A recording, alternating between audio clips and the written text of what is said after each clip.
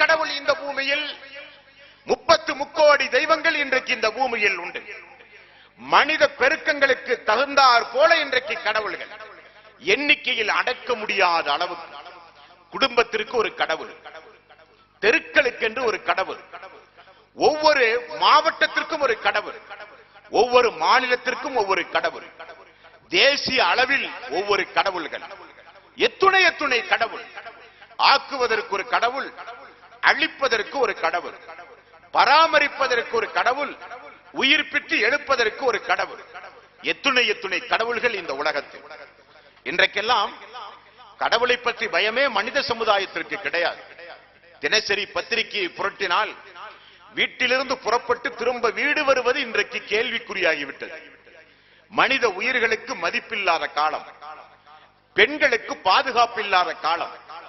நாட்டிலே காவல் நிலையங்கள் இருந்தும் மாவட்ட அளவில் நீதிமன்றங்கள் இருந்தும் கடுமையான அரசாங்கங்களும் அதிகாரிகளும் சட்டங்கள் இருந்தும் மனிதன் இன்றைக்கு அநியாயங்களையும் அக்கிரமங்களையும் அதிகம் அதிகம் செய்து கொண்டிருக்கிற காலம்.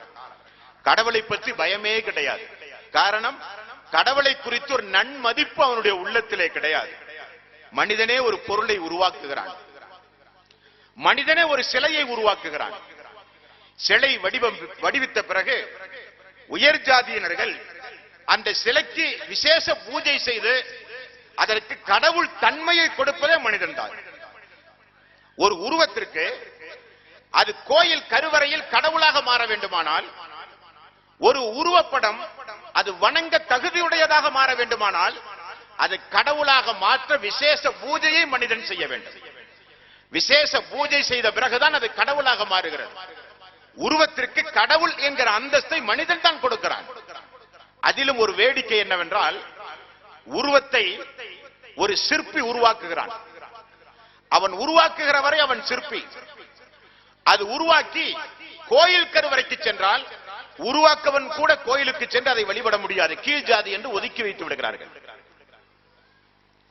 கோயில் இருக்கிற வரை அது ஒரு சிலை, அது ஒரு கடவுள், மக்களால் மதிக்கப்படுகிற ஒரு தெய்வம். அதே திருடர்களால் திருடப்பட்டு காவல்துறை அதிகாரிகளால் கண்டுபிடிக்கப்பட்டால் பத்திரிகையில் என்ன செய்தி வருகிறது? கடவுள் திருடப்பட்டார், காவல்துறை அதிகாரிகள் கண்டுபிடித்தார்கள் என்றா போடுகிறார்கள். சிலை கண்டுபிடிப்பு.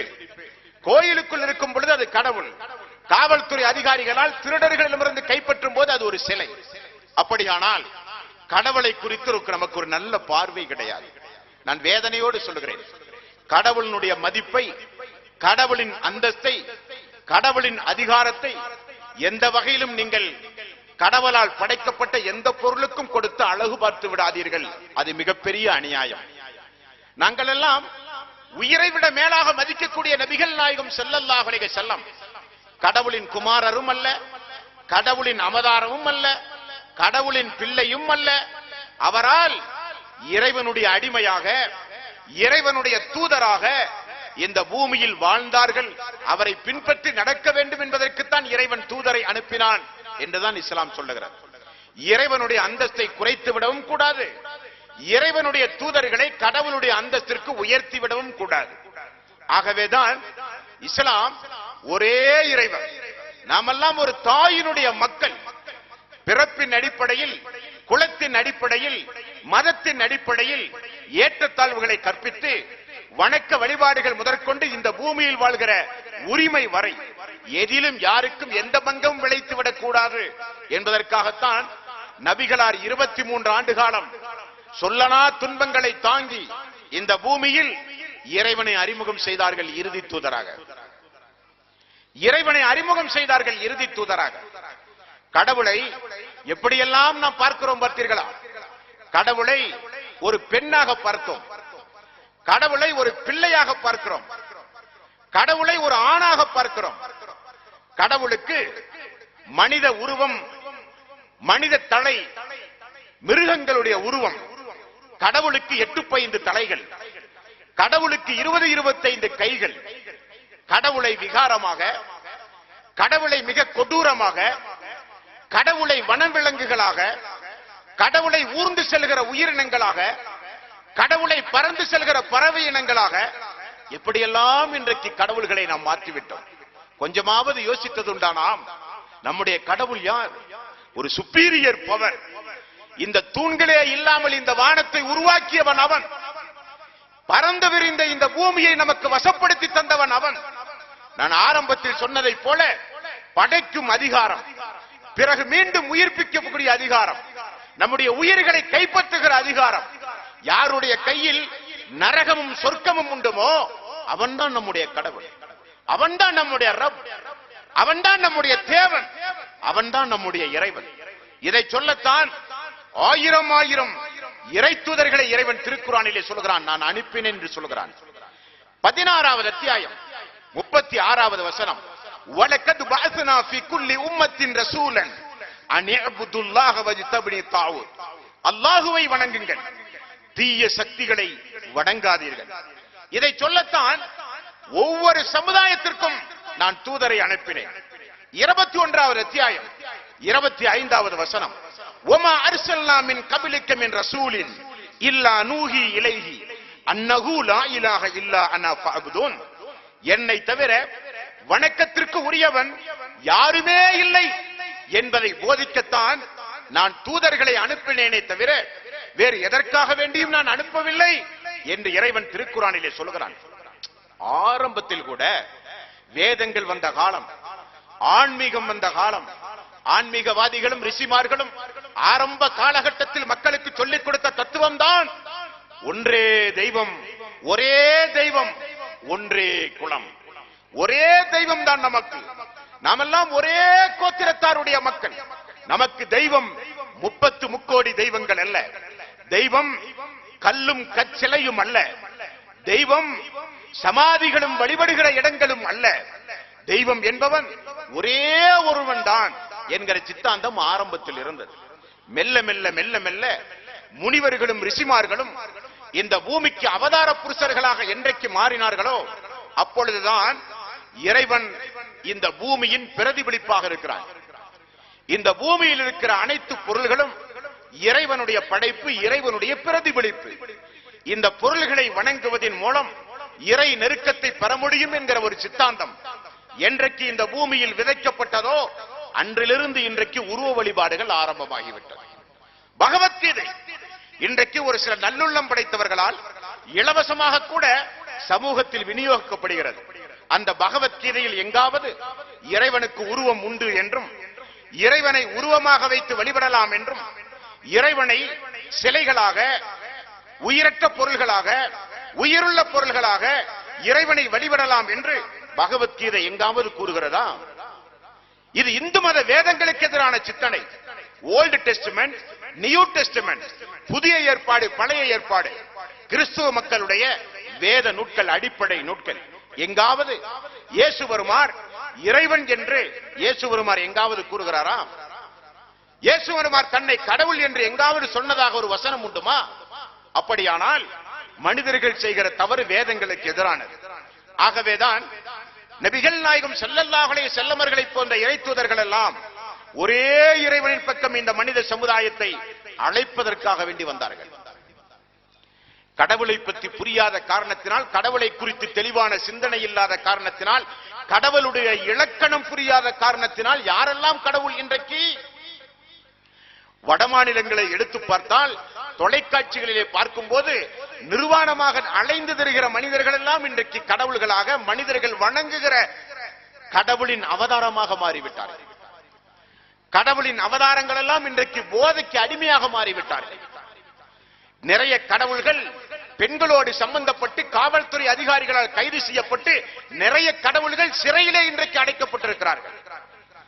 நீதிமன்றத்தினுடைய உதவியை தேடக்கூடியவர்கள் இன்றைக்கு கடவுள்களாக இருக்கிறார்கள். எத்துணை எத்துணை கடவுள்கள் இன்றைக்கு இந்த பூமியில். அதை வணங்கவும் அதற்கு வழிபாடு செலுத்தவுமா இறைவன் நம்மை படைத்தான்? யார் நம்முடைய கடவுள்? ஒமா ஹலக்துல் ஜின்ன வல் இன்ஸ இல்லா லியஅபுதூன். மனிதர்களையும் ஜின்களையும் நான் படைத்தது என்னை வணங்குவதற்கென்று இறைவன் திருக்குறானிலே சொல்கிறான். கடவுளுக்கென்று ஒரு இலக்கணம் வேண்டாமா? இறை தீர்க்கதரிசிகள் எல்லாம் இந்த பூமியிலிருந்து விடைபெறும் பொழுது தங்களுடைய மக்களுக்கு செய்த வசியம், தங்களுடைய மக்களுக்கு செய்த உபதேசம், நாம் கூட அந்த இறை வசனத்தினுடைய அடிப்படையில் நம்முடைய மக்களுக்கு இந்த உலகத்திலிருந்து விடைபெறுவதற்கு முன்னால் நம்முடைய மக்களுக்கு வசியத்தாக, உபதேசமாக நாமும் செய்ய வேண்டும் என்று சொல்லுகிற அளவுக்கு இறைவன் திருக்குறானிலே ஒரு செய்தியை சொல்லுகிறான். 2வது அத்தியாயம் 133வது வசனம். அம் குன்தும் சுஅதா இத ஹல்லர யாக்கூபல் மௌத். யாக்கூப் என்கிற ஒரு இறை தீர்க்கதரிசிக்கு மரண நேரம் நெருங்கும் போது, இது காலலி பனீஹி மா தஅபுதூன மின் பஅதி, தன்னுடைய மக்களை எல்லாம் அழைத்து சொல்கிறார், மக்களே, என்னுடைய அருமை மக்களே, என்னுடைய மரணத்திற்கு பிறகு யாரை நீங்கள் வணங்குவீர்கள்? உங்களுடைய ரப் யார்? என்னுடைய மரணத்திற்கு பிறகு உங்களுடைய கடவுள் யார் என்று கேட்கிறார்கள். காலு நஅபுது இலாஹக வ இலாஹ ஆபாயிக இப்ராஹீம வ இஸ்மாஈல வ இஸ்ஹாக இலாஹன் வாஹித். தந்தையே, ஆஸ்வாசமாக மரணியுங்கள். உங்களுடைய மரணத்திற்கு பிறகு இந்த பூமியில் இப்ராஹிம் நபி, இஸ்மாயில் நபி, இஸ்ஹாக் நபி எல்லாம் எந்த ஓர் இறைவனை அறிமுகம் செய்தார்களோ அவர்தான் எங்களுடைய இறைவன். அந்த அல்லாஹ்வை தவிர யாரையும் நாங்கள் வணங்க மாட்டோம் என்று மக்கள் சொன்னதாக திருக்குறானிலே இறைவன் சொல்லுகிறார். இறை தீர்க்கதரிசிகள் ஒரே இறைவனை அறிமுகம் செய்ய வந்தார்கள். அதற்காக வேண்டி போராட்டம் நிகழ்த்தினார்கள். அதற்காக வேண்டி மன்றாடினார்கள் மக்களிடத்தில்.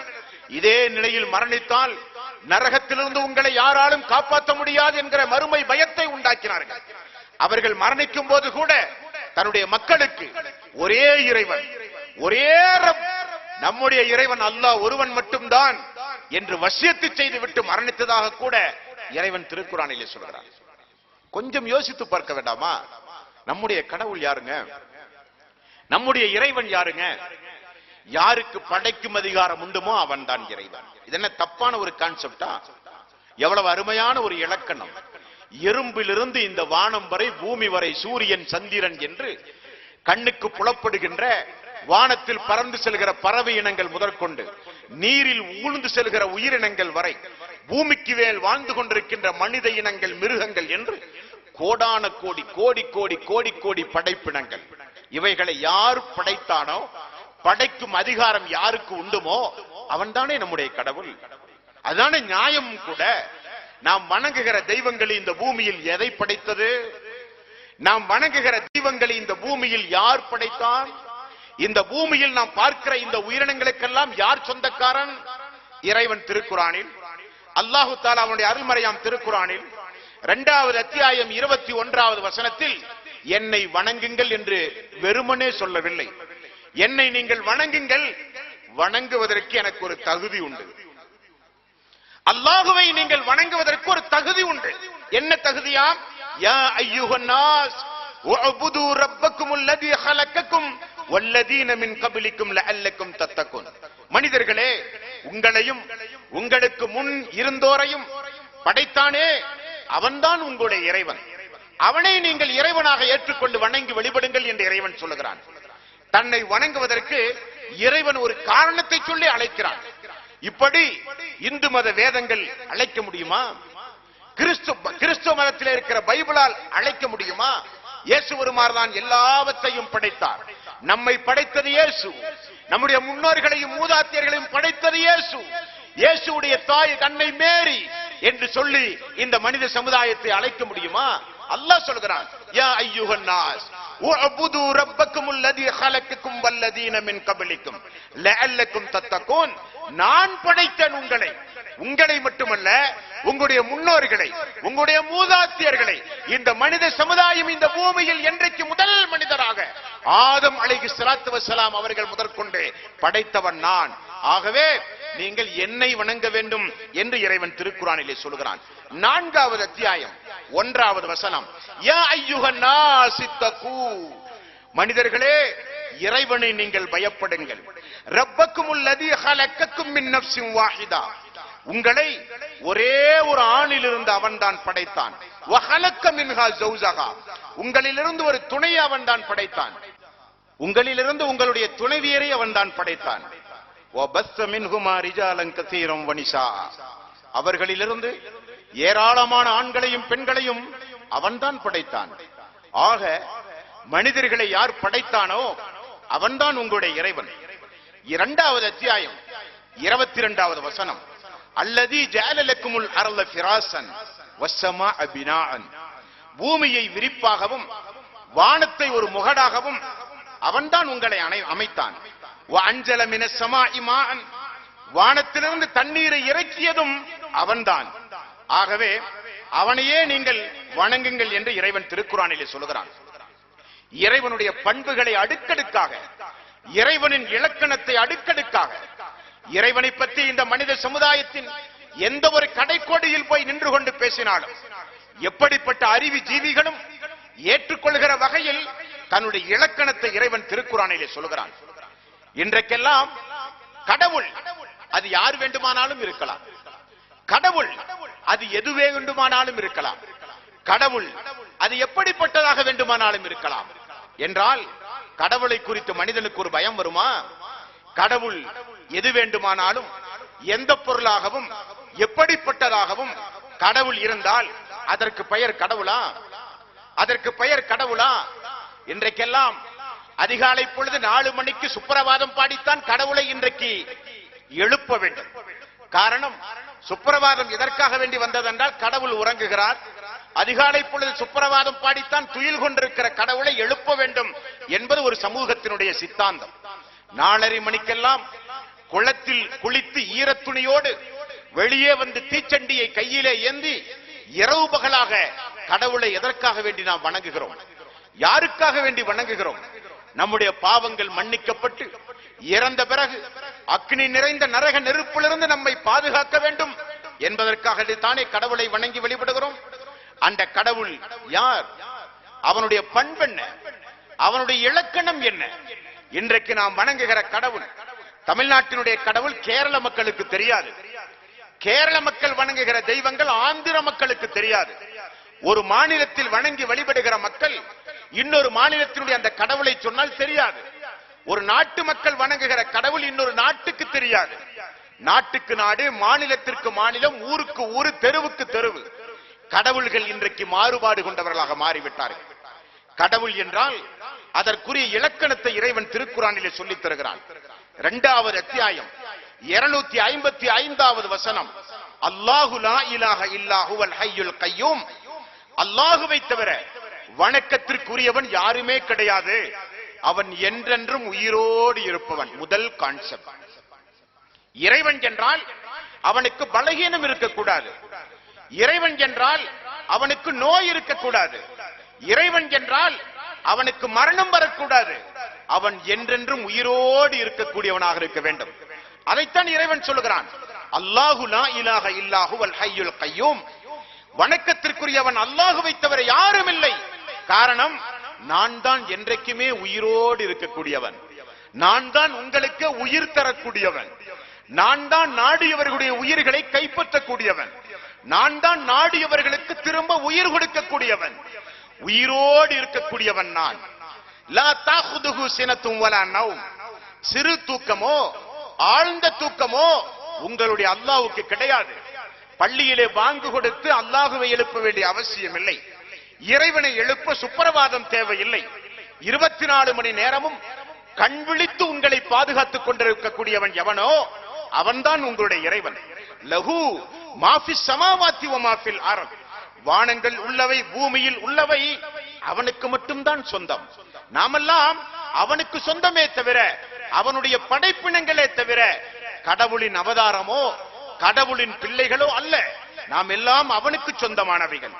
மன் தல்லதி யஸ்ஃபஹு இன்தஹு இல்லா பிஇذنஹி, அவன் அனுமதித்தால் தவிர பரலோக ராஜ்யத்தில் பூர்ண ஜென்ம பூமியில் அவனிடத்தில் யாரும் பேச முடியாது. இஸ்லாமிய சமுதாயம் கொஞ்சம் கூர்ந்து கவனிக்க வேண்டும்.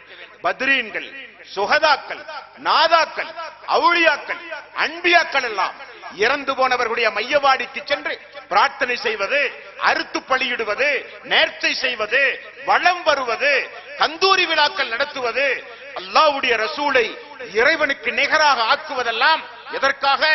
இறைவனிடத்தில் பரிந்து பேசுவார்கள், இறைவனிடத்தில் ஒரு நெருக்கத்தை ஏற்படுத்தி தருவார்கள், மறுமை நாளில் கரம் பிடித்து நம்மை காப்பாற்றுவார்கள் என்று எல்லோரும் நினைத்துக் கொண்டிருக்கிறார்கள். முஸ்லிம்களும் அதற்கு விதிவிலக்கு அல்ல. எல்லோரும் புரிந்து கொள்ள வேண்டும். மன் தல்லதி யஸ்ஃபஉ இன்தஹு இல்லா பிஇذنஹி, அல்லாஹ்வினுடைய அனுமதி இல்லாமல் அவனிடத்தில் யாரும் பேச முடியாது என்று. மறுமை மாலிகி யௌமித்தீன், அந்த நாளின் அதிபதி நான் தான், அந்த நாளினுடைய அதிபதி நான் தான். வத்தகு யௌமன் துர்ஜஊன ஃபீஹி இலல்லாஹ், எல்லோரும் மீண்டும் உயிர் கொடுத்து அவன் முன்னிலையில் தான் நிறுத்தப்படுவீர்கள் என்று சொல்லுகிறானே, சொல்லுகிற அதிகாரம் யாருக்குண்டுமோ, எவனால் அதை நடத்தி காட்ட முடியுமோ அவன்தானே நம்முடைய ரப், அவன்தானே நம்முடைய கடவுள், அவன்தானே நம்முடைய தேவன், அவன்தானே நம்முடைய இறைவன். அந்த இறைவனை அறிமுகம் செய்கிற நிகழ்ச்சி இந்த நிகழ்ச்சி. இறைவன் திருக்குரானில் எத்துணை இடங்களில் என்னை நீங்கள் வணங்குங்கள் என்று காரணம் சொல்லுகிறான்.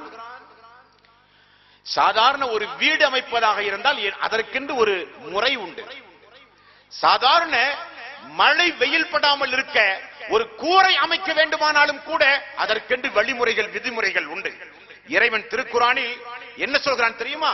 13வது அத்தியாயம் 2வது வசனம், அறிவுடைய மக்களுக்கு இது ஒன்று போதும், அறிவுடைய மக்களுக்கு இது ஒன்று போதும். அல்லாஹுல்லதி ரஃபஅஸ் ஸமாவாத்தி பிகைரி அமதின் தரவுனஹா, எந்த தூண்களும் இல்லாமல் இந்த வானத்தை நிப்பாட்டி வைத்திருக்கிறானே, அறிவுடைய மக்கள் சிந்தித்து பார்க்க வேண்டாமா? இது யார் நிப்பாட்டி வைத்திருக்கிறார் இந்த வானத்தை? எந்த தூண்களும் இல்லாமல். நீங்கள் வணங்குகிற கடவுளா? மனிதனை உருவாக்குகிற கற்சிலைகளா? மண்ணறையில் அடங்கி இருக்கிற அவுலியாக்களா? அல்லது இந்த முகம்மது என்கிற இறை தூதரா? யார் இந்த வானத்தை இப்படி தூக்கி நிறுத்தி இருப்பது? நான் நினைத்திருந்தால் அப்படியே கீழிறக்கி உங்களை அழித்திருக்கலாமே. யாராவது தடுக்க முடியுமா? யாராவது கேட்க முடியுமா? தூண் இல்லாமல் இந்த வானத்தை நிப்பாட்டி வைத்திருக்கிறவன் எவனோ அவன்தான் உங்களுடைய இறைவன்.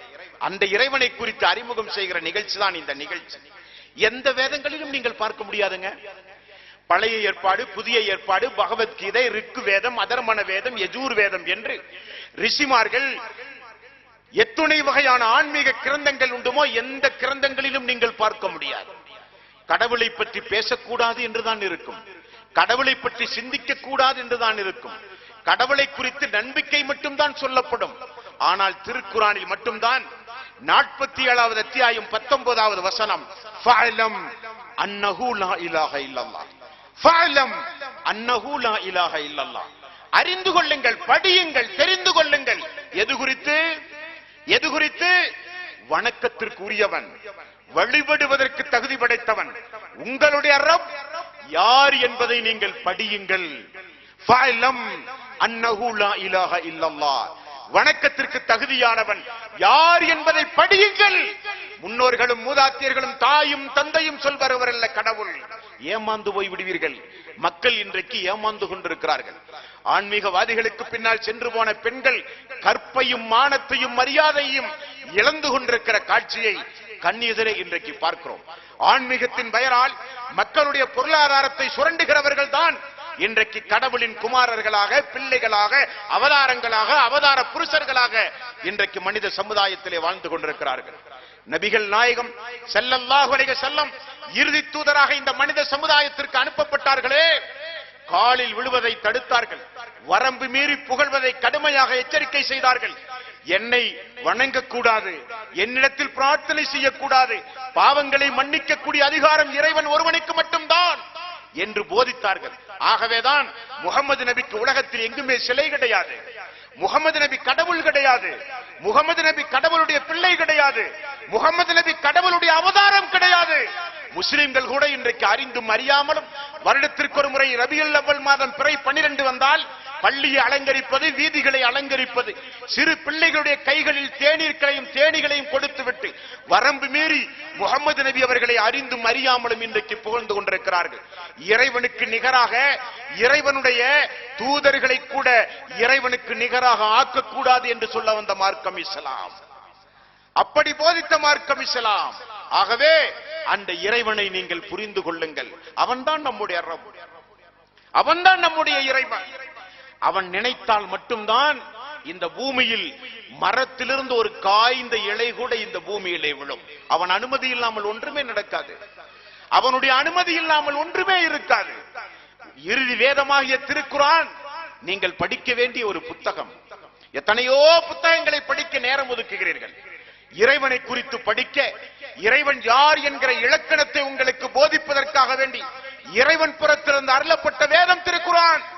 அஃபலா யததப்பரூனல் குர்ஆன் அம் அலா குலூபின் அக்ஃபாலுஹா, இந்த குர்ஆனை நீங்கள் சீர்தூக்கி பார்க்க வேண்டாமா? சிந்தித்து பார்க்க வேண்டாமா? உள்ளங்கள் எல்லாம் புட்டுக்களால் பூட்டப்பட்டிருக்கின்றனவா என்று இறைவன் திருக்குர்ஆனிலே கேட்கிறானே, அந்த திருக்குர்ஆனை படித்து பார்த்து உங்களுடைய இறைவன் யார் என்பதை புரிந்து கொள்ளுங்கள். நமக்கு ஒரே இறைவன், நாமெல்லாம் ஒரு தாய் மக்கள், ஒரே இறைவன், ஒன்றே குலம் ஒருவனே தேவன், ஒருவனே தேவன் ஒன்றே குலம் என்பதை உயிர்ப்பிக்க வேண்டும். உயிர்ப்பிக்க மனித சமுதாயத்தை அழைக்கக்கூடிய நிகழ்ச்சி தான் இந்த நிகழ்ச்சி. இறைவனுக்கு நிகராக, இறைவனை போல் இந்த பூமியில் ஒன்றுமே கிடையாதுங்க, ஒன்றுமே கிடையாது. காரணம், இறைவனை யாரும் பார்த்ததும் கிடையாது. அதான் அடுத்த கான்செப்ட். குல் ஹுவல்லாஹு அஹத் அல்லாஹு ஸமத் லம் யலிது வலம் யூலத் வலம் யகுல் லஹு குஃபுவன் அஹத். இவன் தான் இறைவன். இறைவன் என்பவன் ஒருவன் தான். அவனுக்கு நிகரானவன் யாரும் கிடையாது. அவனை யாரும் பெறவும் இல்லை, அவன் யாரையும் பெற்றெடுக்கவும் இல்லை. அவனுக்கு பழம் தேவையில்லை, அவனுக்கு சாம்பிராணி தேவையில்லை, அவனுக்கு ஊதுபத்தி தேவையில்லை, அவனுக்கு எந்த உணவு பண்டங்களும் தேவையில்லை. அவன் எந்த தேவையும் இல்லாதவன். நீங்கள் தான் தேவையுடையவர்கள். அவன் தான் நமக்கு தருகிறவன். நாம் அவனுக்கு உணவு கொடுப்பவர்கள் அல்ல. அவன் யாரையும் பெறவில்லை. அவனுக்கு பிள்ளைகள் கிடையாது, அவனுக்கு தாய் கிடையாது, அவனுக்கு தந்தை கிடையாது. லைஸ கமிஸ்லிஹி ஷைஉன், அவனை போல் எதுவுமே இல்லை. வலம் யகுல் லஹு குஃபுவன் அஹத், அவனுக்கு நிகராக எதுவுமே இல்லை என்று போதித்த மார்க்கம் இஸ்லாம், போதித்த மார்க்கம் இஸ்லாம். அப்படிப்பட்ட ஒரே இறைவனை நீங்கள் படிக்க வேண்டும், அந்த ஓர் இறைவனை நீங்கள் வணங்க வேண்டும் என்பதை போதிப்பதற்குரிய நிகழ்ச்சி இந்த நிகழ்ச்சி. என்ன ஒரு அநியாயம் பார்த்தீர்களா? கடவுள் என்று இந்து சமுதாய மக்கள் வணங்குகிற கடவுள், கடவுள் என்று கிறிஸ்தவ சமுதாய மக்கள் வணங்குகிற தெய்வங்கள். கொஞ்சம் கூர்ந்து கவனியுங்கள். கடவுளுக்கு மனிதன் கொடுத்திருக்கிற உருவம் எவ்வளவு அசிங்கமான, எவ்வளவு அருவருக்கத்தக்க, பார்த்தால் பயப்படுகிற, எவ்வளவு மோசமான தோற்றங்களை எல்லாம் இன்றைக்கு கடவுளுக்கு மனிதன் கொடுத்திருக்கிறான். கொஞ்சம் நீங்கள் சிந்தித்து பார்க்க வேண்டாமா? கொஞ்சம் நீங்கள் உங்களுடைய சிந்தனைகளை சீர்தூக்கி பார்க்க வேண்டாமா? நீங்கள் கடவுளுக்கு கொடுத்திருக்கிற உருவமாக உங்களுக்கு ஒரு பிள்ளை பிறந்தால் அந்த பிள்ளையை கொஞ்சுவீர்களா? நீங்கள் கடவுளுக்கு கொடுத்திருக்கிற உருவம் போல உங்களுக்கு ஒரு மனைவி அமைந்தால் அந்த மனைவியோடு குடும்பம் நடத்துவீர்களா? நீங்களே உளப்பூர்வமாக விரும்பாத தோற்றங்களை எல்லாம் கடவுளுக்கு கொடுத்துள்ளீர்கள். இது எந்த வகையிலும் நியாயம் கிடையாது. வானத்தை பாருங்கள், வானத்தை பாருங்கள், பறந்து செல்கிற பறவை இனங்கள் எவ்வளவு அழகானவை. பூமியை பாருங்கள், கண் கவருகிற பூஞ்சோலைகள். இந்த உலகத்தில் ஆயிரம் ஆயிரம் அழகான படைப்புகளை படைத்தவன் அந்த இறைவன். அசிங்கமானவனா? அருவருக்கத்தக்க தோற்றமுடையவனா? நபிகள் நாயகம் ஸல்லல்லாஹு அலைஹி வஸல்லம் அவர்கள் சொன்னார்கள், முஸ்லிம் என்கிற நபிமொழி தொகுப்பில் 147வது செய்தி, இன்னல்லாஹ ஜமீலுன் யுஹிப்புல் ஜமால். அல்லாஹ் அழகானவன், அழகையே அல்லாஹ் விரும்புகிறான் என்று ரசூலுல்லாஹி ஸல்லல்லாஹு அலைஹி வஸல்லம் அவர்கள் சொன்னார்கள். அப்படிப்பட்ட அல்லாஹுவை அறிமுகம் செய்கிற நிகழ்ச்சி இந்த நிகழ்ச்சி. இறுதியாக உங்களுக்கு ஒரு சில சம்பவங்களை நினைவுபடுத்துகிறேன். மரணத்திலிருந்து நீங்களும் நானும் தப்ப முடியாது. என்றைக்காவது ஒரு நாள் ஏதோ ஒரு வகையில் ஏதோ ஒரு இடத்தில் இறைவன் நிச்சயித்த அந்த தேதி வந்தால் நீங்களும் நானும் தப்பிக்கவே முடியாது. அந்த மரணம் வரும். வரும் பொழுது ஓலமிட்டு அழுதும் பயனில்லை, அழுது புலம்பியும் பயனில்லை. அந்த மரண நேரம் வருவதற்கு முன்னால் உங்களை படைத்த இறைவனை நீங்கள் கட்டாயம் தெரிந்து கொள்ள வேண்டும். இதுவரை உங்களுக்கு தந்திருக்கிற அவகாசம், இதுவரை உங்களுக்கு கிடைத்திருக்கிற அவகாசம், எப்படியோ நீங்கள் வாழ்ந்திருந்தாலும் இனிமேல் இருக்கிற அந்த வாய்ப்பை பயன்படுத்தி உங்களுடைய இறைவன் யார் என்பதை கட்டாயம் நீங்கள் புரிந்து கொள்வீர்கள். அப்படி புரிந்து கொள்ள தவறினால் மரண நேரத்தில் இறைவன் உங்களுடைய இறைவன் யார் என்பதை உணர்த்துவான். ஆனால் நீங்கள் உணர்வீர்கள், அது எந்த பயனும் அளிக்காது, அது எந்த பயனும் அளிக்காது. கல்லா இதா பலஅத்தி தராக்கிய வக்கீல மன்றாக் வல்லன்ன அன்னகுல் ஃபிராக் வல்தஃபத்தி சாக்கு பிசாக் இலா ரப்பிக்க யௌமைதினில் மசாக். உயிர் தொண்டைக்குழியை அடைந்து துடியாய் துடிப்பீர்களே, எந்த தெய்வமும் உங்களை அன்றைக்கு காப்பாற்றார், எந்த கர்த்தரும் அன்றைக்கு உங்களை காப்பாற்ற மாட்டார், எந்த கர்த்தரும் குமாரரும் அன்றைக்கு உங்களை காப்பாற்ற மாட்டார்கள். கல்லா இதா பலஅத்தி தராக்கிய வக்கீல மன்றாக் வல்லன்ன அன்னஹுல் ஃபிராக் வல்தஃபத்தி சாக்கு பிசாக் இலா ரப்பிக யௌமைதினில் மசாக். இறைவன் திருக்குர்ஆனிலே சொல்கிறான், அன்றைக்கு நான் தான் உனக்கு அருகிலே இருப்பேன். உயிர் தொண்டைக்குழியை அடைந்து துடியாய் துடித்து கால்கள் எல்லாம் பின்னி பிணைந்து பெற்றோர்களும் மனைவியும் மக்களும் பரிதாபத்தோடு உன்னை பார்க்கிற அந்த கடைசி நேரம், அந்த நேரத்தில் நான் உனக்கு அருகிலே இருப்பேன். நான் தான் உனக்கு அருகிலே இருப்பேன். யார் உன்னை படைத்தானோ அவன்தான் இப்பொழுது உன்னது உயிரை கைப்பற்ற போகிறான். அவனை தவிர எந்த இறைவனும் இந்த பூமியில் கிடையாது என்பதை இறைவன் உணர்த்துகிற ஒரு நேரம் உண்டு. உயிர் கொடுத்து மீண்டும் எழுப்புவானே அந்த மறுமையினால், அப்பொழுது வணங்கப்பட்ட எல்லா பொருள்களும் கொண்டு வரப்படும் என்று இறைவன் திருக்குர்ஆனிலே சொல்கிறான். 5வது அத்தியாயம் 118வது வசனம். கொண்டு வரப்படுகிற பட்டியலில் ஈசா அலைஹிஸ்ஸலாத்து வஸ்ஸலாம் அவர்களும் ஒருவர். ஈசாவை பார்த்து அல்லாஹ் கேட்பான், நீர்தான் உம்மையும் உம்முடைய தாயையும் வணங்குமாறு கடவுளாக மக்களுக்கு அறிமுகம் செய்தாயா என்று கேட்கும் போது, இறைவா நீ மிக தூய்மையானவன், நான் எனது உள்ளத்தில் என்ன உண்டு என்று உனக்கு தெரியும், உனது உள்ளத்தில் என்ன உண்டு என்று எனக்கு தெரியாது. உயிரோடு வாழும் காலமெல்லாம் ஒருவனே தேவன், ஒன்றே குலம் என்றுதான் இந்த மனித சமுதாயத்திற்கு நான் போதித்தேன் என்று இயேசு பெருமார் சொல்லுவாரே, அன்றைக்கு தெரியும் இயேசுவை பின்பற்றிய மக்களுக்கு நம்முடைய கர்த்தர் யார், நம்முடைய தேவன் எது என்று அன்றைக்கு உங்களுக்கு புரியும். இறந்த பிறகு மீண்டும் உயிர் கொடுத்து எழுப்பப்படும் போது, ரூபமா யவத்துல்லதீன கஃபரு லவ் கானு முஸ்லிமீன், அல்லாஹ்வே நாங்கள் முஸ்லிமாக பூமியில் வாழ்ந்திருக்க கூடாதா என்கிற அபாய குரல் பூமி மறுமை நாளில் நீங்கள் ஒவ்வொருவரும் எழுப்புவீர்கள். யாரெல்லாம் இறைவனை புரியவில்லையோ, யாரெல்லாம் இறைவனுக்கு இணைதுணைகளை ஏற்படுத்தினீர்களோ எல்லோரும் அந்த மறுமை நாளிலே புலம்புவீர்கள், நிச்சயம் உணர்வீர்கள். அன்றைக்கே கூடலூரில் மாநாடு போட்டு சொன்னார்கள், நமக்கு ஒரே இறைவன் தான், நமக்கு ஒரே ரப்பு தான், அவன்தான் மறுமையிலே நம்மை நீதி விசாரணைக்கு உட்படுத்தப்படுகிறவன், அவன்தான் மறுமையிலே அதிபதி என்று நமக்கு சொன்னார்கள். அன்றைக்கெல்லாம் அந்த இறைவனை படித்து பார்க்கவும் சிந்திக்கவும் தவறிவிட்டோமே என்று கை சேதப்படுகிற கூட்டத்தாரில் நீங்கள் இருந்துவிடக் கூடாது. நபிகள் நாயகம் ஸல்லல்லாஹு அலைஹி வஸல்லம் அவர்கள் இறுதியாக அரஃபா என்று சொல்லப்படுகிற மக்காவில் இருக்கிற பிரம்மாண்டமான ஒரு கூட்டத்தை சந்தித்து ஒரு உரை நிகழ்த்தி இறுதியாக மக்களை பார்த்து சொன்ன அந்த செய்தியை உங்களுக்கு ஞாபகப்படுத்தி எனது உரையை நிறைவு செய்கிறேன். ரசூலுல்லாஹி ஸல்லல்லாஹு அலைஹி வஸல்லம் அந்த மக்களை பார்த்து கடைசியில் சொன்னார்கள், நான் உங்களுக்கு சத்தியத்தை, அல்லாஹ்வுடைய வேதத்தை, இந்த மார்க்கத்தை ஒளிவு மறைவில்லாமல் முழுமையாக சொன்னேனா என்று கேட்பார்கள். மக்கள் எல்லாம் சொல்லுவார்கள், யா அல்லாஹ், அல்லாஹுவே, அல்லாஹ்வுடைய ரசூலே முழுமையாக சொன்னீர்கள் என்று சொல்லுவார்கள். அப்ப அல்லாஹ்வுடைய ரசூல் சொல்லுவார்கள், யா அல்லாஹ் நீ சாட்சி, யா அல்லாஹ் நீ சாட்சி. அதேபோல் இந்த கூடலூரில் அல்லாஹு தஆலா எங்களுக்கு ஒரு வாய்ப்பை தந்திருக்கிறான். அல்லாஹுவை அறிமுகம் செய்ய, ஒரே இறைவனின் பால் மக்களை அழைக்க, அதற்காக வேண்டி பாடுபட்ட எல்லோருக்கும் அல்லாஹு தஆலா ஒரு வாய்ப்பை கொடுத்தான். அந்த வாய்ப்பை பயன்படுத்தி ஜாதி மத பேதமில்லாமல் எல்லா தரப்பு மக்களுக்கும் அல்லாஹுவை அறிமுகம் செய்திருக்கிறோம். நீங்கள் எல்லோரும் ஒரே இறைவனின் பக்கம் நீங்கள் எல்லோரும் வர வேண்டும், ஒரே அல்லாஹுவை நீங்கள் வணங்க வேண்டும். நாமெல்லாம் ஒரு தாய் மக்கள் என்கிற சிந்தனையோடு வாழ்ந்து மரணிக்கின்ற நல்லவர்களாக அல்லாஹ் நம் அனைவர்களையும் ஆக்கி அருள் புரிவானாக. வாஹிர் தவ்வானா அனில் ஹம்துலில்லாஹி ரப்பில் ஆலமீன். அஸ்ஸலாமு அலைக்கும் வரஹ்மத்துல்லாஹி வபரகாத்துஹு.